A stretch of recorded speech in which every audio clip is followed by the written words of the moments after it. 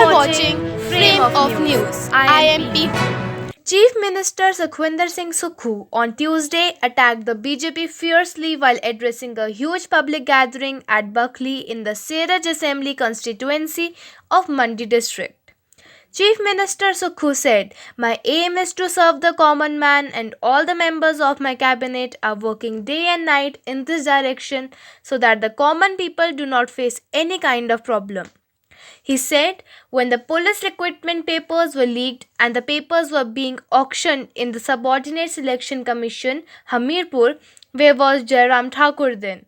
I cannot see the future of this youth being cheated in front of my eyes, so we have dissolved the Subordinate Selection Commission. Chief Minister Sukhu said earlier old works were stopped as soon as the government changed, but we stopped this practice of BJP and allocated rupees 28 crore on priority for Baglamukhi ropeway. He said that during the tenure of the previous BJP government, big buildings were built in Seraj, but even staff was not appointed in them. The buildings are useful only if they are useful to the people. Chief Minister Sukhu said Jairam Thakur emptied the state treasury. When he was out of the power, there was no money even to run the government for a month. Therefore, we made policy changes, and in 2 years, decisions were taken keeping the common man in mind, the benefits of which have started coming. The previous BJP government opened 900 institutes just before the assembly elections, but opening institutes without staff and proper budget is a betrayal to the public. We decided that until teachers are recruited, until doctors are recruited, no new institutes will be opened. Chief Minister Sukhu said the current Congress, the government is going to fulfill 7 guarantees of 11 December. The state government is bringing more schemes in the coming time. He said that the present state government restored the old pension scheme to 1.36 lakh government employees. Today, if even one BJP leader says that he will give OPS, as soon as the BJP government was formed in Rajasthan, they stopped OPS. The present state government issued 11% dearness allowance to the employees, and pensions are increased the diet money of the police to 1000 rupees. This is a symbol of economic prosperity of Himachal Pradesh.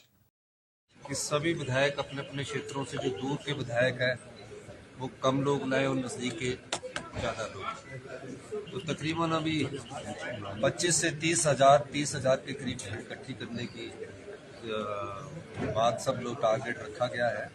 17-18 हज़ार तो अभी विधायकों ने कह दिए, बाकी जो हमारे और विधानसभा क्षेत्र है उसमें इस टारगेट को पूरा करने की रखी गई है। भीड़ बहुत ज़्यादा होगी और 2 साल में हमारी सरकार ने जो व्यवस्था, भारतीय जनता पार्टी ने इस सरकार को दहेज में दिए, भ्रष्टाचार दहेज में दिया, और जो भी भ्रष्टाचार में लिप्त लोग थे उनकी जो हम आज देखते हैं तो कई प्रकार की चीजें हमारे सामने आई हैं। तो इन सब चीजों पर हमारी सरकार ने कहा कि भारतीय जनता पार्टी ने जो 5 साल में कार्य किए वो भी जनता की अदालत में हम लाएंगे। दूसरा, हमने क्या किया, हमने हमारे सरकारी कर्मचारियों को 1,36,000 सरकारी कर्मचारियों को ओल्ड पेंशन स्कीम दी। बीजेपी ने जब हमने सरकारी कर्मचारियों को ओल्ड पेंशन स्कीम दी तो उन सरकारी कर्मचारियों की अवज में हमारा 1500 करोड़ रुपए का लोन की लिमिट कम कर दी। क्यों? क्योंकि हम सरकारी कर्मचारियों को ओल्ड पेंशन स्कीम दे रहे हैं।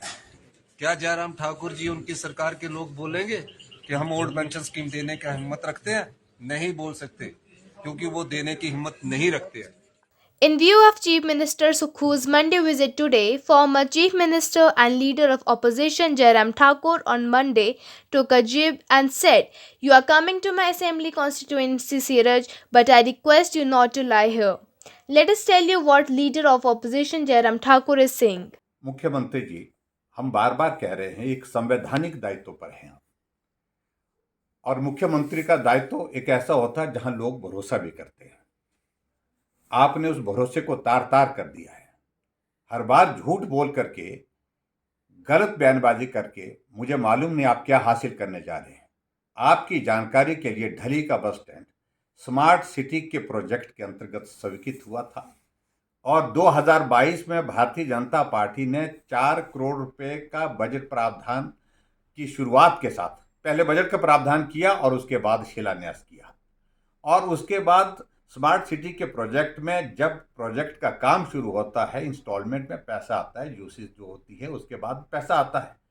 अब 12 करोड़ की लागत से वो बस स्टैंड उद्घाटन करने के लिए तैयार हुआ और तैयार होने के बाद ये बोलें कि इसमें भारतीय जनता पार्टी का कोई योगदान नहीं है, यानी कि केंद्र सरकार के पैसे का कोई योगदान नहीं। मैं समझता हूँ कि ये बहुत दुर्भाग्यपूर्ण परिस्थिति है कि इस प्रकार दिन की रोशनी में, दिन के उजाले में आप झूठ बोल जाते हैं। आपकी जानकारी के लिए हिमाचल प्रदेश में अंग्रेजों के ज़माने के बाद पहली कोई टनल शिमला के अंतर्गत बनी तो उसकी शुरुआत जयराम ठाकुर ने की थी, भारतीय जनता पार्टी की सरकार ने की थी, स्मार्ट सिटी के प्रोजेक्ट के अंतर्गत, जिसमें 50 करोड़ रुपए का प्रोजेक्ट किया। उस वक्त भी आपने यही बोला। और कल आप मेरे विधानसभा क्षेत्र में आ रहे हैं, मंडी जिला के अंतर्गत सिराज विधानसभा क्षेत्र, मेरा जो वहाँ पर देवी का बहुत महत्वपूर्ण जो है वो स्थान है बगलामुखी का, वहाँ आप जा रहे हैं और हम सब लोगों पर बगलामुखी जी का आशीर्वाद सदैव रहा है।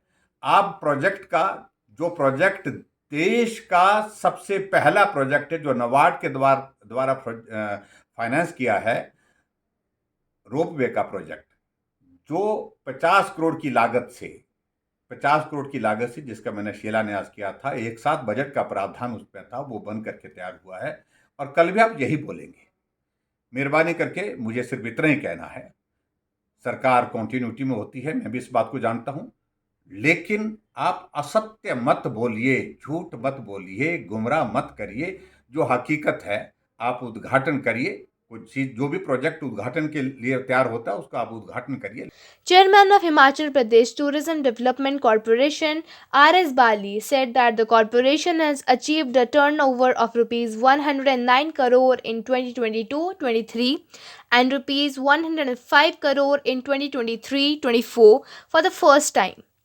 He said that despite the disaster, tourism development record work was done in the corporation's hotels. और HPTDC में जितने भी कर्मचारी काम कर रहे हैं, चाहे वो रेगुलर एम्प्लॉयज है, चाहे वो आउटसोर्स एम्प्लॉयज है, चाहे वो डेली वेजर है, हर किसी ने रात दिन काम किया और हमने आज तक के इतिहास में पहली बार रिकॉर्ड बनाया कि पिछले जब से HPTDC जब से बना और 70s से 1970s में HPTDC ने अपनी नींव रखी और उसके बाद आज तक जो 2022-23 में हमने 109 करोड़, मतलब 2022-23 में मैं दोबारा बोलना चाहूंगा ताकि प्रदेश की जनता को पता चले कि आज तक का 100 करोड़ का आंकड़ा पहली बार इतिहास में HPTDC ने उन्हीं होटलों से, जो पहले के होटल चल रहे थे, उन्हीं से ये आंकड़ा निकाला है। 2022 और 2023 में 109 करोड़ और 2023-2024 में 105 करोड़। 105 करोड़ की टर्नओवर और 109 करोड़ की टर्नओवर, ये आज तक कभी 100 करोड़ की टर्नओवर जो है वो क्रॉस नहीं हुई। कि हमने इस बार अपने इस मीटिंग में लिया वो ये है कि हम एक मेगा रेनोवेशन के ऊपर 3 होटलों को लेके जा रहे हैं और इसका इमीडिएटली काम हम शुरू करने जा रहे हैं, जिसके ऊपर करोड़ों रुपए खर्च हो। ये जो पैसा है ये इमीडिएटली HPTDC खर्चेगी अपने होटल्स को रेनोवेट करने के लिए। हम पीटर हॉफ को, हॉलिडे होम को और हमीर होटल हमीरपुर में, इन 3 होटलों को इमीडिएटली रेनोवेट करने जा रहे हैं। इसका जो बजट है वो बना लिया गया है और इसका जो आर्किटेक्ट है उसकी औपचारिकता मैंने इनको कहा है कि अगले 1 हफ्ते में पूरी करें ताकि इनकी इमीडिएटली रेनोवेशन हो सके।